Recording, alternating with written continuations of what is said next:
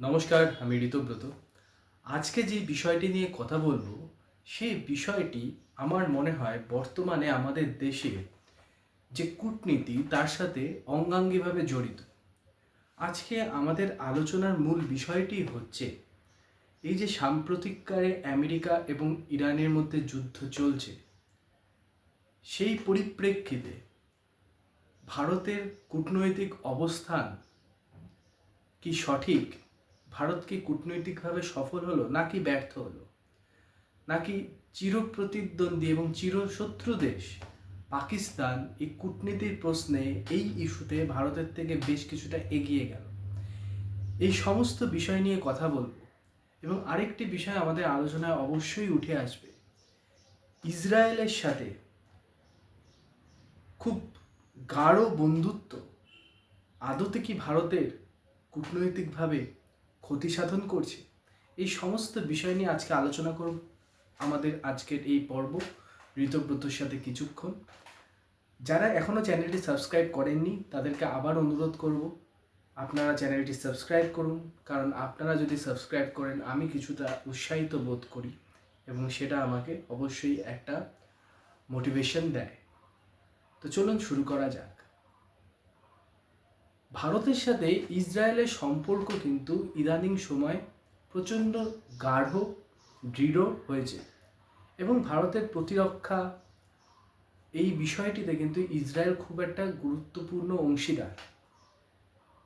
আমাদের যে Barack 8 missile আছে বা স্পাইস বোম আছে বা ড্রোন টেকনোলজি, এছাড়াও অন্যান্য বিষয়ে যেমন এগ্রিকালচার, সাইবার সিকিউরিটি, এই সমস্ত বিষয়ে কিন্তু প্রতিরক্ষা এবং প্রযুক্তি, এই দুই বিষয়ে কিন্তু ইসরায়েল ভারতের অত্যন্ত গুরুত্বপূর্ণ এবং বিশ্বস্ত অংশীদার হয়ে উঠেছে বিগত কিছু বছরে।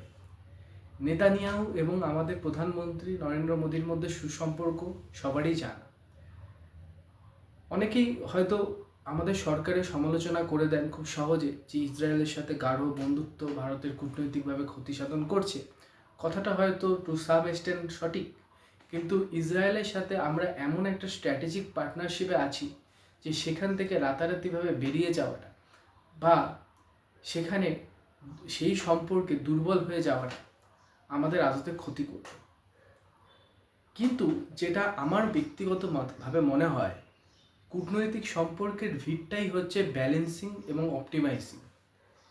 ইসরায়েলের সাথে আমাদের সম্পর্কটা এখন যে পর্যায়ে গেছে সেটা মাখামাখির পর্যায়ে চলে গেছে। যেমন ইসরায়েলের পার্লামেন্টে দাঁড়িয়ে আমাদের দেশের মাননীয় প্রধানমন্ত্রী বলেছিলেন যে পিতৃভূমি ইসরায়েল যদি হয়, মাতৃভূমি ভারত। তো এই জাতীয় কথাগুলো যখন বলা হয় এবং সেই ইসরায়েল যখন তার দুদিন বাদেই আমেরিকার সহযোগিতায় এবং ইসরায়েল আমেরিকা যৌথভাবে ইরানের ওপর গোলাবর্ষণ করে, বোমাবর্ষণ করে, সেই সময় কিন্তু ভারত নীরব থাকলেও ধরে নেওয়া হবে ভারত ইসরায়েলের স্ট্র্যাটেজিক পার্টনার হিসাবেই এই যুদ্ধে অবস্থান নিচ্ছে। এবং সেটা কিন্তু বারংবার ঘটেছে এবং তার ফলে যেটা ঘটেছে, এই যুদ্ধকে কেন্দ্র করে ইরানের সাথে ভারতের যে এতদিনের সাংস্কৃতিক যোগাযোগ, জ্বালানির যোগাযোগ, ব্যবসার যোগাযোগ, তেলের যোগাযোগ, চাবাহার প্রকল্প ইত্যাদি সব কিছু ঘেটে গেছে। এবং ইরান কিন্তু টু সাম এক্সটেন্ট ভারতকে আর নিজেদের বন্ধু বলে মনে করতে পারছে না। এই যে ইরানি জাহাজটা যেটা আমেরিকা টর্পেডো মেরে উড়িয়ে দিল, ডেনা, তারা সন্দেহ করছে ভারত নাকি আমেরিকাকে সেই জাহাজের অবস্থান জানিয়েছিল। অর্থাৎ ইরান কিন্তু ভারতকে বন্ধু বলে মনে করতে পারছে না এবং এটা আজকের দিনের বাস্তবতা, এটা অস্বীকার করবার কোনো জায়গা নেই। সেই জন্যই ইরানের গানবোট থেকে ভারতের পতাকা লাগানো জাহাজে হরমুজ প্রণালীর ওখানে শ্যুট করা হয়েছে। ভারতে ইরানের যিনি দূতাবাসে রয়েছেন এখানে, ইরানের দূত, তাকে দেখে ভারতের সরকার কথা বলেছে, আমাদের ব্যুরোক্র্যাটরা কথা বলেছে যারা সেই দায়িত্ব সামলান। কিন্তু আলটিমেটলি এসব করে লাভ হয় না। যেটা হয়েছে সেটা হচ্ছে ইরানের সাথে কিন্তু ভারতের সম্পর্ক তলানিতে গিয়ে পৌঁছেছে। হয়তো কেউ এই বিষয়ে খুব স্পষ্ট করে সোচ্চারে কিছু বলছেন না, কিন্তু বাস্তবতা এটাই। এবং সেই বাস্তবতা আমরা মেজার করতে পারি, মেট্রিক্স আছে তো, বিভিন্ন কূটনীতিতে বিভিন্ন মেট্রিক্স থাকে। বিভিন্ন আলাপ আলোচনার মাধ্যমে আপনি বুঝে যাবেন যে কে কাকে বন্ধু মনে করছে, কে কাকে শত্রু মনে করছে। বর্তমান সময়ে ইরান কিন্তু ভারতকে এক প্রকার শত্রু মনে করছে। সেই জন্যই ভারতের পতাকা লাগানো গানবোটে হামলা, সেই জন্যই কিন্তু ভারতকে অকারণ সন্দেহ ইত্যাদি ইত্যাদি করছে। আর ভুলে গেলে চলবে না, মাঝে আছে পাকিস্তান, যার সাথে ইরানের 900 কিলোমিটার আছে কিন্তু জায়গা, সীমানা। এবং পাকিস্তানের সাথে ইরানের একটা সম্পর্ক রয়েছে, দৃঢ় সম্পর্ক, গাঢ় সম্পর্ক। এবং পাকিস্তানের সাথে আমেরিকারও একটা ভালো সম্পর্ক রয়েছে, বিশেষ করে ডোনাল্ড ট্রাম্প আসার পর। যেখানে জো বাইডেন পাকিস্তানকে বলেছিল একটা বিপজ্জনক দেশ, সেখানে ট্রাম্প কিন্তু প্রথম থেকেই পাকিস্তান প্রধানমন্ত্রী এবং পাকিস্তানের যে আসিম মুনির রয়েছে তাদের প্রশংসা করে আসছে প্রথম থেকেই।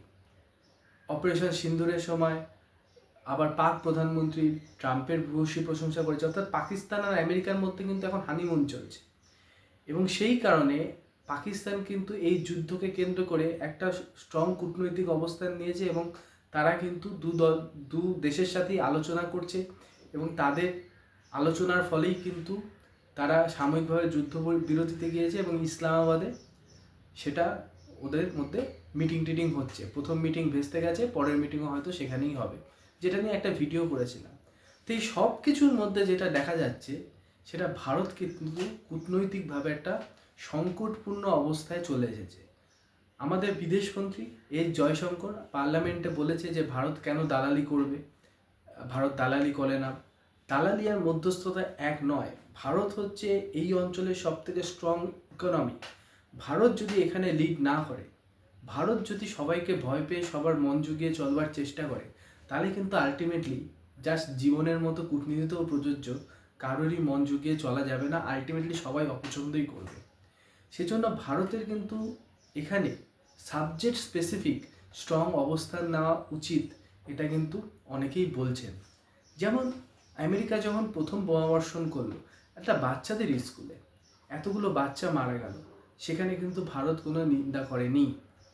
পরবর্তীকালে খামেনিকে যখন মারা হলো, সেখানে ভারত 5-6 দিন বাদে কন্ডোলেন্সে আমরা সাইন করেছি, কিন্তু আমরা কিন্তু সাথে সাথে তার সমালোচনা করিনি।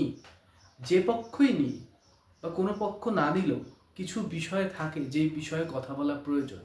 বাচ্চাদের স্কুলে বোমাবর্ষণ, কথা বলা প্রয়োজন ছিল।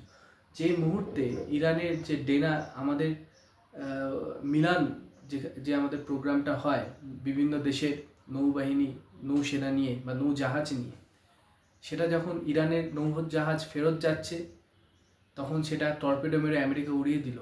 এর সমালোচনা করা আমাদের দেশের, আমার মনে হয় আমাদের বিদেশ মন্ত্রকের তরফ থেকে একটা প্রয়োজনীয়তা ছিল। তার সব ব্যাপারে নীরব থাকার ফলে যেটা হয়েছে সেটা হচ্ছে ইসরায়েলের সাথে আমরা সুসম্পর্ক রক্ষা করতে গিয়ে কিছু স্বাভাবিক বন্ধুত্ব এবং কিছু কূটনৈতিক অবস্থান বা কূটনৈতিক সুযোগ আমরা কিন্তু হারিয়ে ফেলছি।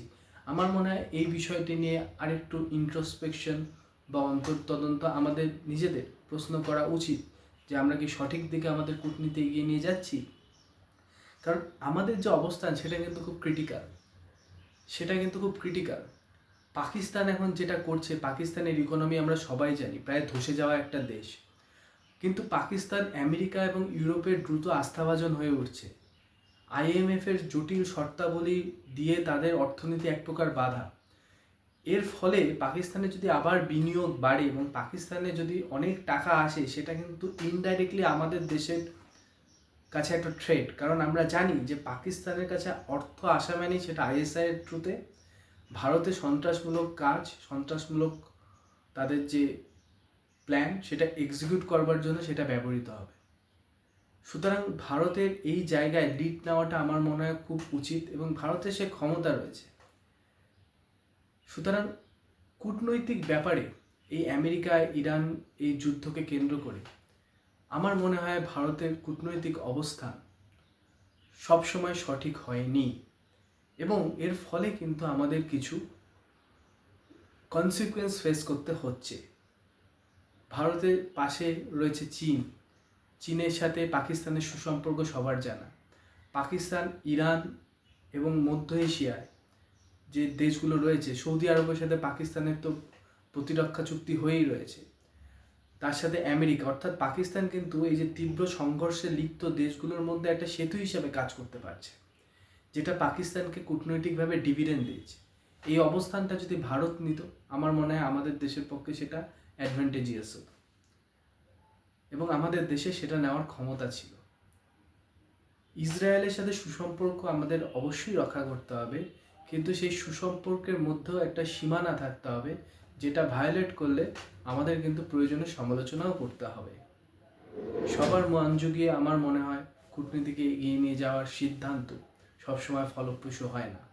তবু এর মধ্যেও কিছু জিনিস ভারতের সরকার করে চলেছেন যেটা খুব গুরুত্বপূর্ণ। সেটা হচ্ছে অস্ট্রেলিয়ার সাথে, ইসরায়েলের সাথে, কুয়েতের সাথে, মধ্যপ্রাচ্যের বিভিন্ন জায়গার সাথে ভারতের সরকার এখনও সুসম্পর্ক রক্ষা করে যাচ্ছেন, তাদের সাথে আলাপ আলোচনা করে যাচ্ছেন। আমার ধারণা আমাদের কূটনীতি বিগত বছরগুলোতে যেভাবে আমাদের দেশকে বিশ্বের প্রথম সারির দেশে পরিণত করেছে, এই ইস্যুতেও বা এই সংকটময় পরিস্থিতিতেও যারা আমাদের কূটনৈতিক যোদ্ধারা রয়েছেন বা কূটনৈতিকভাবে যারা আমাদের দেশকে পরিচালনা করেন, তারা নিশ্চয়ই সঠিক দিশা দেখাবেন এবং ভারতকে আবার সেই জায়গায় নিয়ে যাবেন।